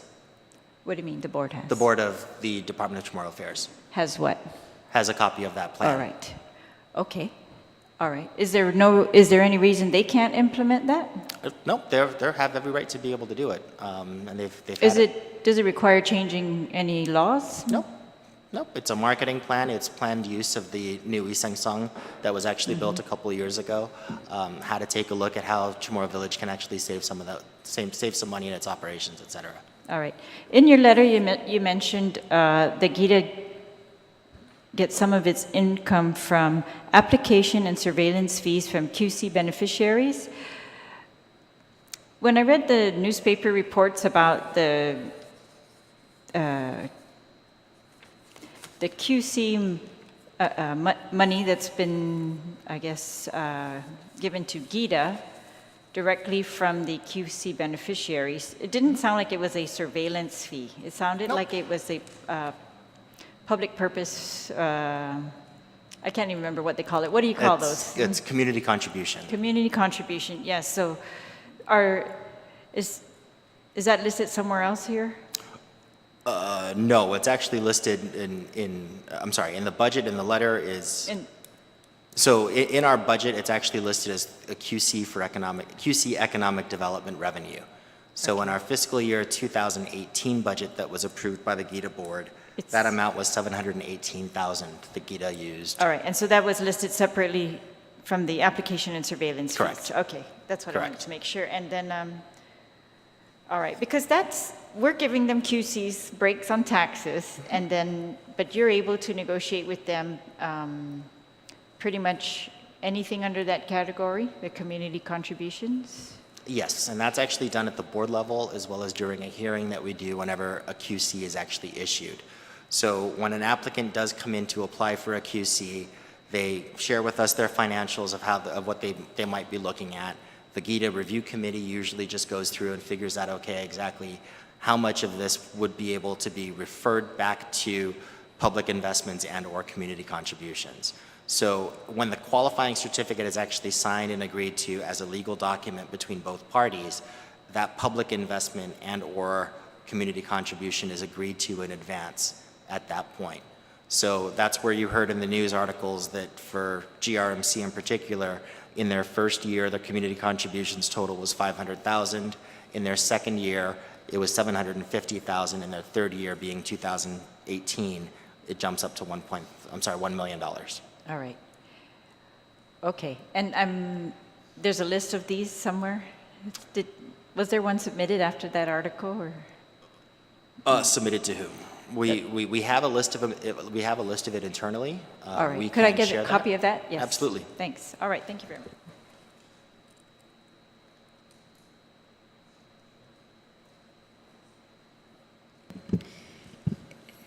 Mr. Rose, has your SSBCI loan guarantee program been successful for the most part? Absolutely. Do you see perhaps a need to expand that program in the interest of further economic development? If you were to commit more resources towards that and away from other of your operating costs, would you think that that would be a good move? Yes. Unfortunately, it was March of 2017 so the SSBCI program actually started off as a federal program. And in March of 2017, it then became under the control of the jurisdiction that was actually awarded that. So GEDA does manage it through its loans and compliance division, and we use the resources towards that, but it's essentially a loans guarantee program. Right. So what the applicant, what a business would do is they would go to one of the two banks that were participating in it, apply for the loan, our GEDA team then reviews it and then guarantees it to that standpoint. So it all is essentially based on how many loans do come in. If we were able to move staff from the GEDA operating fund into the SSBCI management, that would be great. But what that does is it takes away from some of the loans that we'd be able to be giving to small businesses. Yeah, I just think about it, when you have all your efforts in place, your investment incentives, through QCs and the like, and all the money that's being spent marketing, you wonder if some of those hard dollars would be better invested in the community through this sort of thing. And that's the point that I'm making, is just, because we can spend so much, and there's a lot of concern about whether we're spending a lot of money chasing down more money than is necessary, chasing down investors. And if some of the hard dollars could actually be put into these sorts of initiatives like the SSBCI loan guarantee. So the other thing that we need to point out is the SSBCI as well as the GEDA loan funds that we do have, those are also self-sustaining. So the money that's actually, there are some parts of staff salaries that do get charged to those accounts as well. I'm just making a push for more of that. No, and understood, less understood. of the, unless of Understood. the, And again, the because more marketing is not very attractive in a time when austerity's in place, and And I'm Yeah, sorry, and Senator, that's where I'm going. I think I need to disagree with that, because I think at this time right now what we need to do is grow more business that does come into the economy so we can overcome the hurdles that we do have. we understand that, but that can be disputed as well in terms of Understood. the extent of how we market. Understood. Yes, thank you.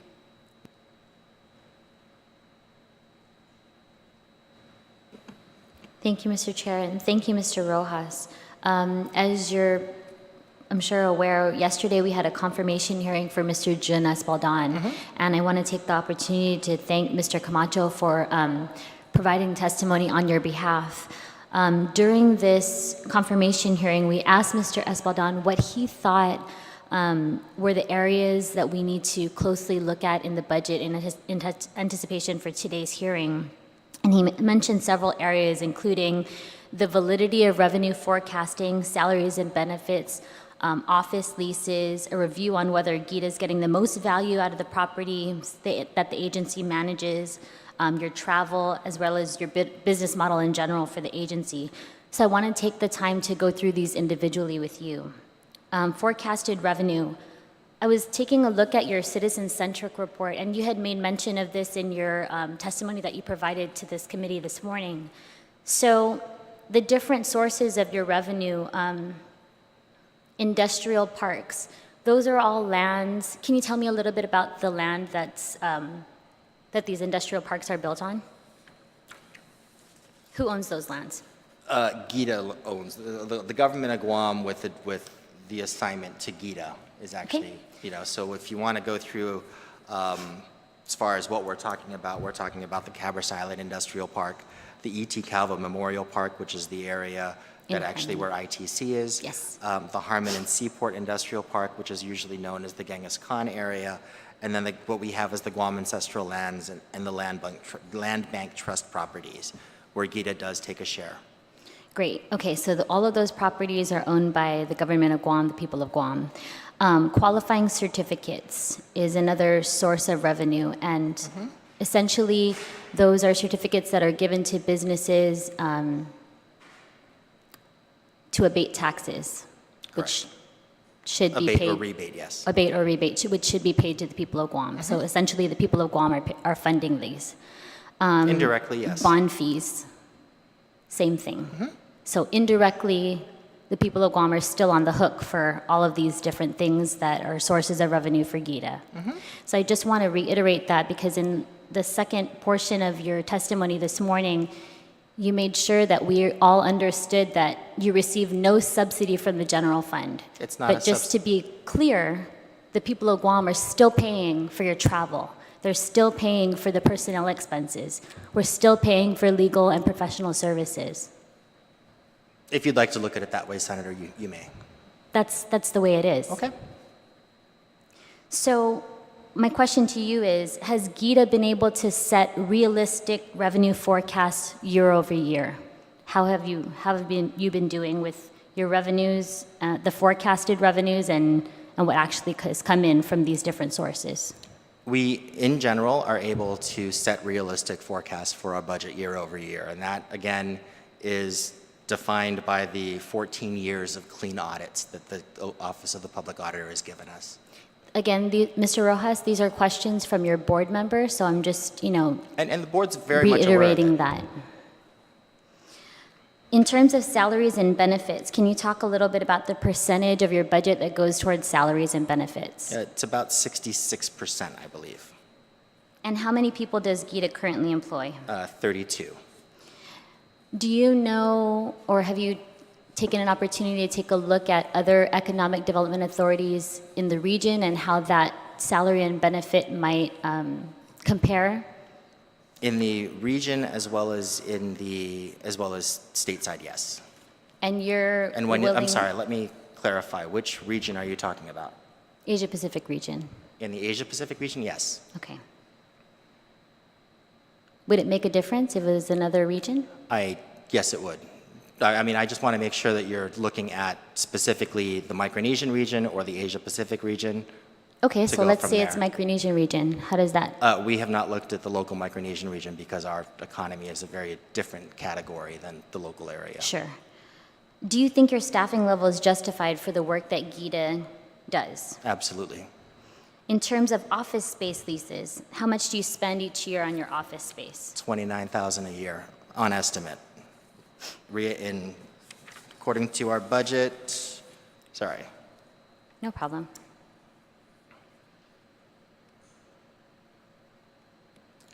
$210,000. A year. Yes.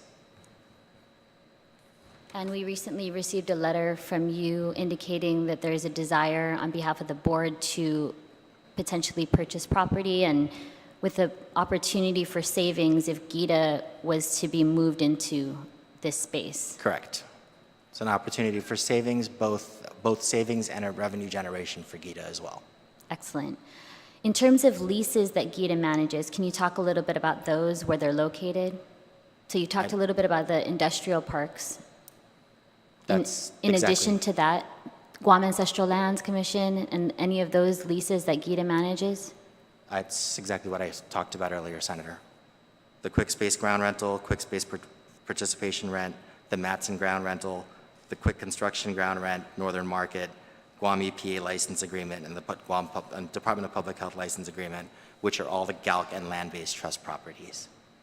In terms of a lot of GEDA's market space and the workshops, a lot of economic development agencies incorporate maker spaces and workshops into their business models, as well as land to develop and encourage entrepreneurship. Is that something that GEDA would consider? It's definitely something that GEDA would consider, but GEDA does not have the resources to be able to do that. GEDA does not have the resources to be able to do that on the properties that the agency manages. All of our properties are currently leased, correct? We've heard from board members and others in the community about GEDA's business model and how it might be Perverse is what you called it. it was called. What you called it, yes. Yes. What I was repeating from a board member, and he described it as a perverse incentive, a perverse model.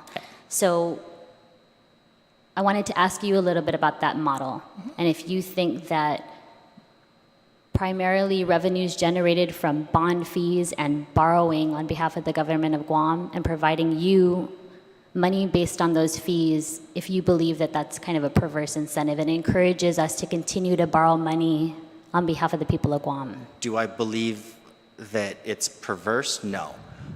I do believe that, one, it's inadequate, and two, that there could be another source of funding that GEDA could take to be able to do it. GEDA has to charge some money back to these bonds because of the amount of work that is necessary to be able to push these bonds through. Understood, but you don't agree that this kind of promotes continued borrowing on behalf of the people of Guam? I was just getting to that point. So because we essentially make our funds out of the borrowing that's required, then we have to. However, there's also the savings that's been done to be able to do that. So there's a cost of issuance, just like there's a loan closing cost that would be required from anybody who's actually purchasing a home or in a mortgage.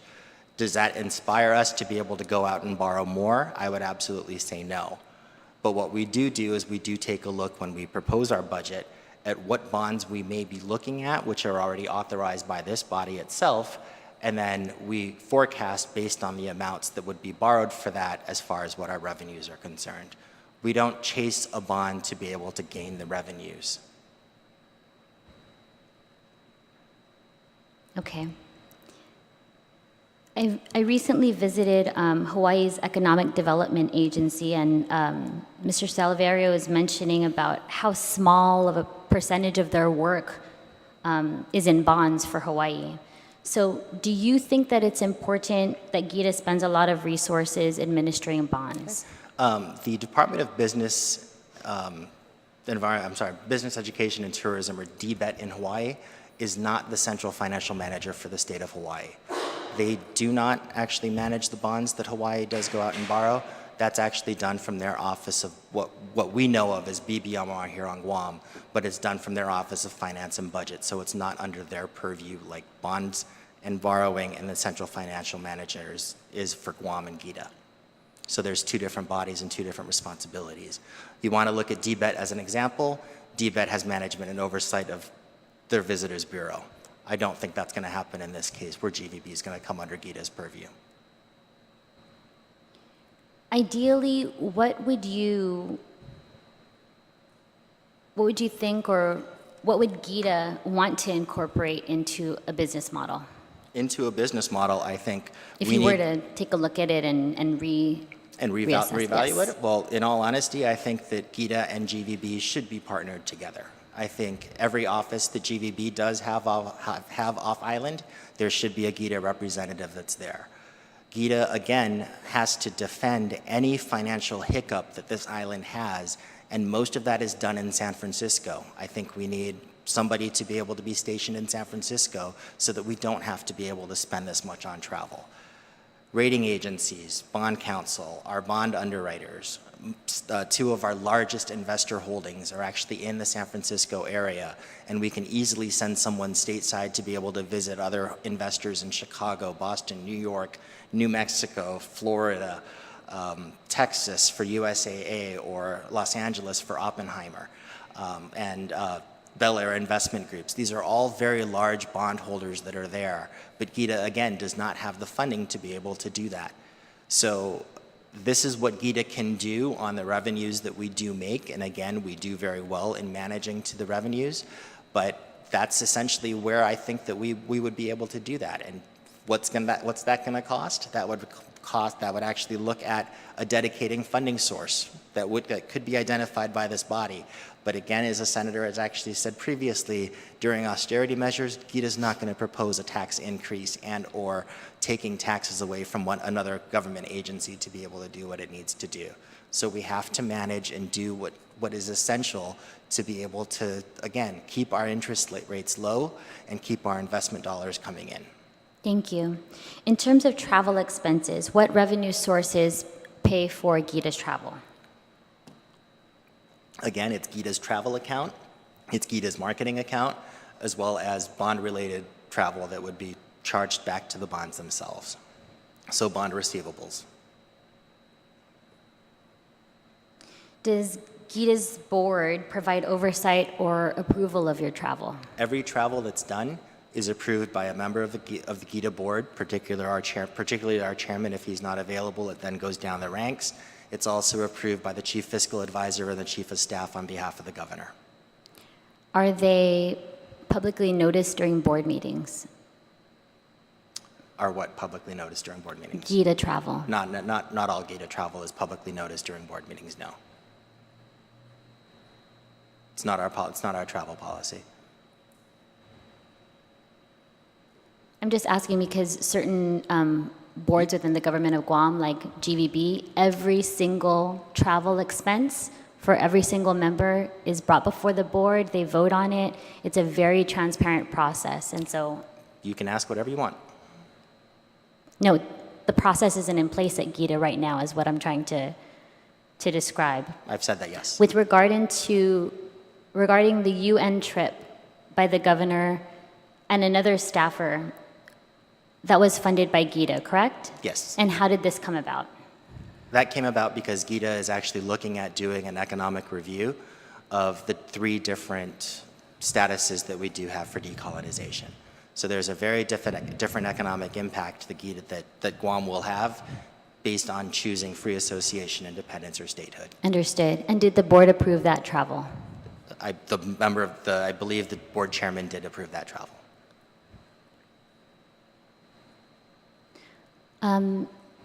Regarding the line of questioning that both the speaker and the vice speaker had earlier this morning about the miles that has been accumulated from all of this travel from GEDA, who keeps the miles? In this case, the traveler. So the individual traveler keeps the miles? Has been using the miles, yes. Okay, and how many miles have you accumulated at your time in GEDA? I do not have that calculated.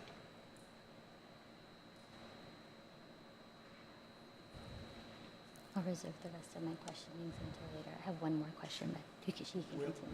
Thank you. Mm-hmm.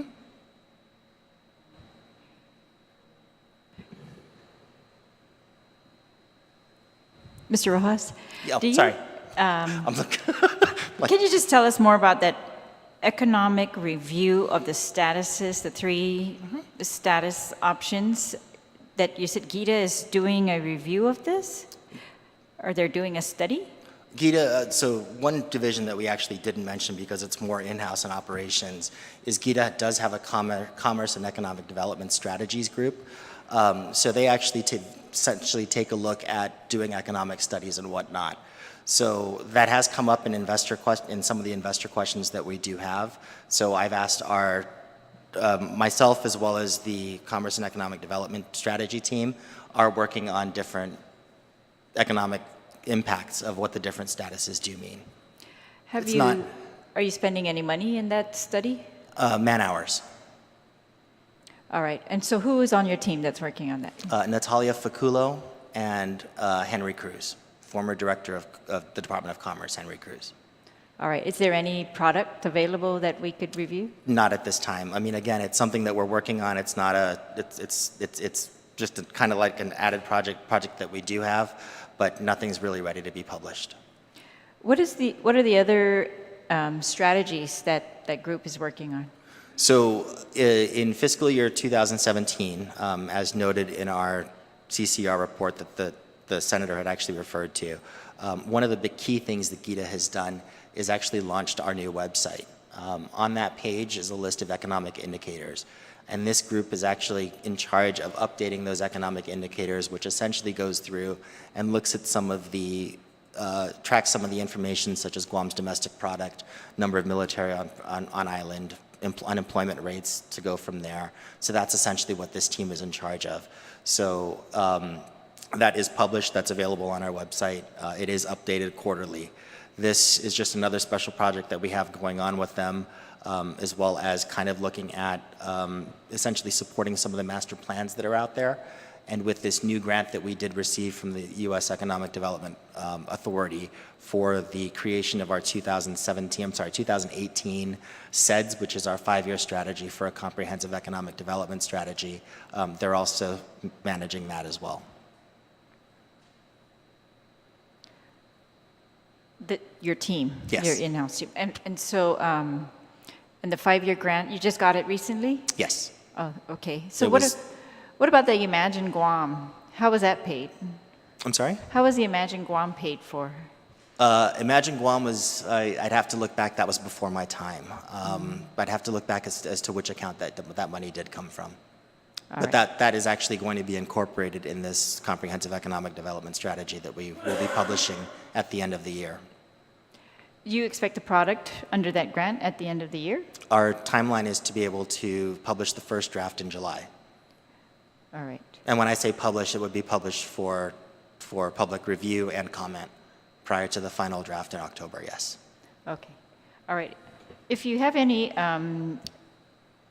guidance or directive to the team as to that, the economic review of the status options, I'd like to see that also. No, absolutely. Thank you. All right. Absolutely. And, knowing your involvement in the Commission on Decolonization, we'd love to be able to work with the Commission on Decolonization to be able to help to put together some of those economic impacts. Yes. Thank you, Mr.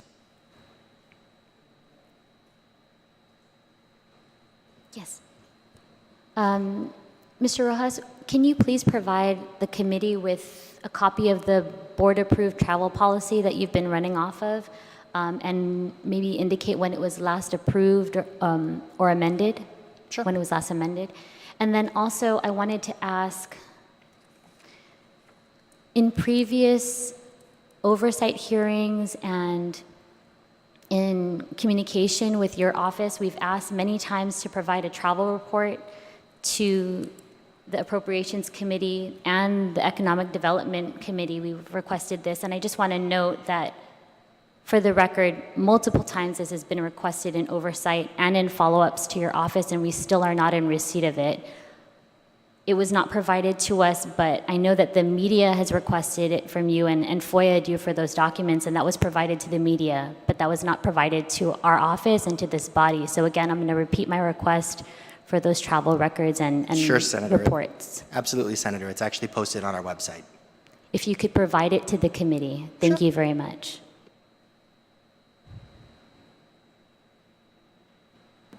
Thank you very much. Thank you, sir. We are in recess until 2 this afternoon.